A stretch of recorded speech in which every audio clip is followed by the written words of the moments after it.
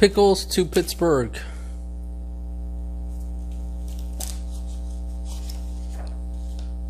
Dear Henry and Kate, I've been having the best vacation there, but I thought I didn't get much rest.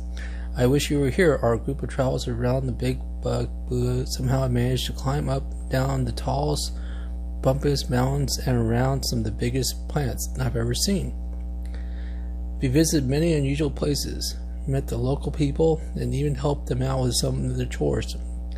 I'm taking lots of pictures because this place was hard to believe. Can't wait to see you next Thursday. Love and hugs, Grandpa. We all miss Grandpa an awful lot. This Saturday morning, pancakes, his mostly fun and joke, especially wonderful bedtime stories. Tomorrow will be Thursday. We'll be home.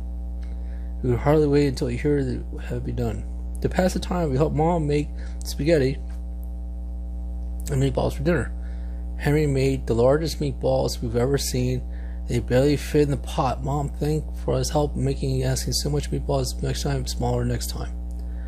After we finished eating, Henry and I cleared the table so we could help bake special welcome home cake Grandpa. It was chocolate with strawberry icing and made in the shape of Grandpa's face. We iced it so much with the batter, all the spoons we possibly could. I looked at Grandpa's postcard up in the room and put it on the little table beside my bed. I kept staring at it, wondering.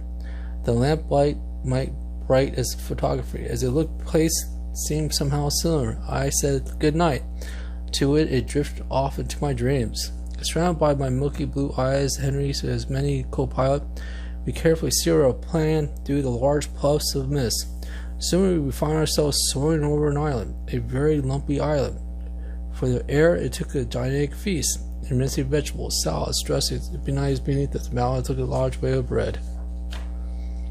We decided to take a closer look at prepare ourselves for a bumpy landing.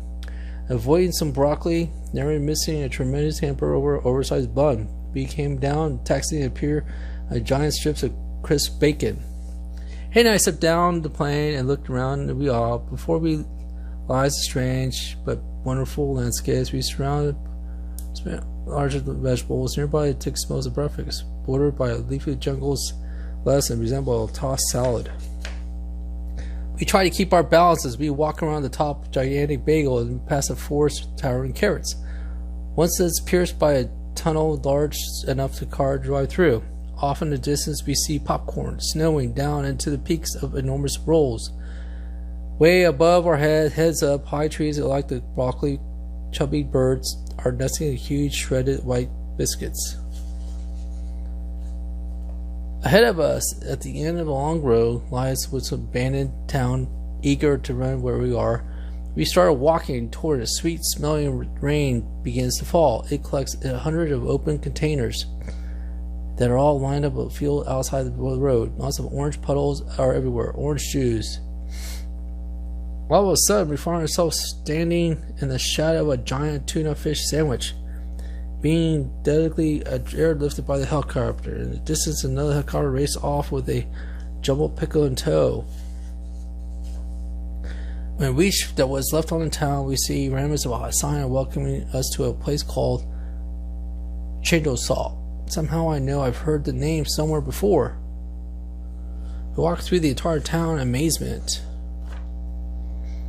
Up ahead, it looks so weird, helmets and dressing and matching uniforms loading huge potatoes on a truck.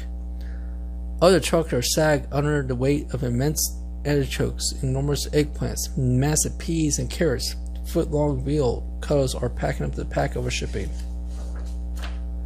In the east, oil is changing, and we can sandwich chaining down. As soon as we land, there are piled up near the newest shipment on the freighter anchored down by the shore.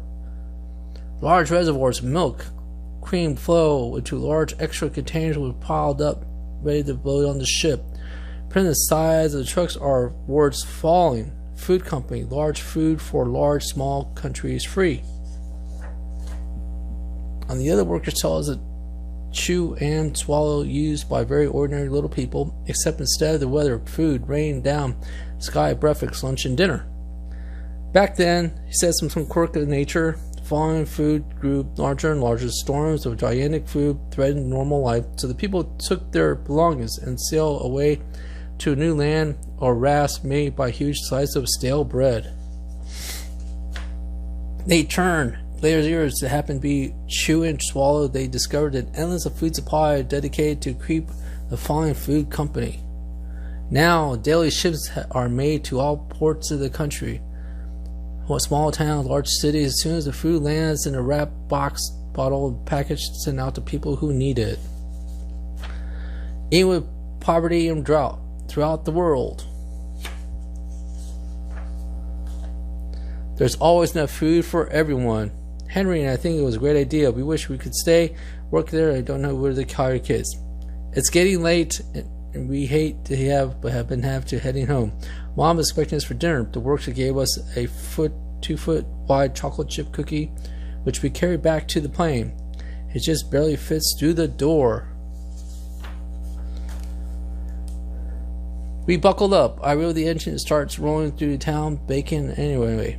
As everyone waves goodbye, I can see dinner approaching from the west. Spaghetti and meatballs, I think. As we gain altitude, Chewandswallow slowly vanished into the distance. My alarm clock woke me up a jolt. It was finally Thursday and I wanted to get to school fast. The sooner I got to the schooner, I got home, and sooner I see Grandpa. We got home and ran as fast as we could into Grandpa's waiting arms. I brought back something for you, said Grandpa.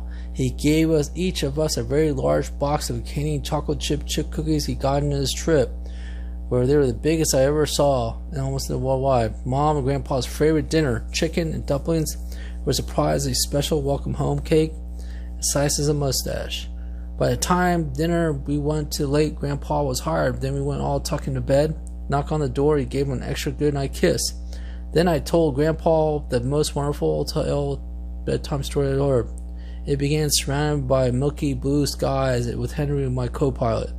Grandpa stayed awake until the end. Then he looked up and saw a very funny glint in his eye and said, "Wait till I see the picture of my trip." And then he drifted off to a wonderful dream.